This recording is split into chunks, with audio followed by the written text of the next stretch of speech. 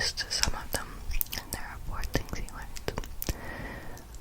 He gets good news, in which his wife, Penelope, is single, his son, Telemachus, is doing well, and his father is alive. Number 10. Who is Aeolus, and what does he give to Odysseus and his men? He is the king of the island Aeolia, and keeper of the winds. Keeper of the winds. He gives them a bag of wind. He gives Odysseus and his girl a bag of wind. Number 11. Who and what is Scylla and Charybdis? I'm not sure. So Scylla, the evil monster that has 6 heads and wrecks ships, very beastly. And then the one that I don't know how to say the name to, Charybdis, is a very angry whirlpool, is supposed to have teeth. Number 12. Where does Odysseus end up at the end of book 12? Okay, this is not in chronological order, my bad. He ends up alone, and at Calypso's island. Number 13. What is Odysseus doing when the reader is first introduced to him in book 5? The answer to that is he was sitting by the ocean and crying. Number 14. Why does Calypso release Odysseus from her island? The gods told her to, specifically Zeus told her to.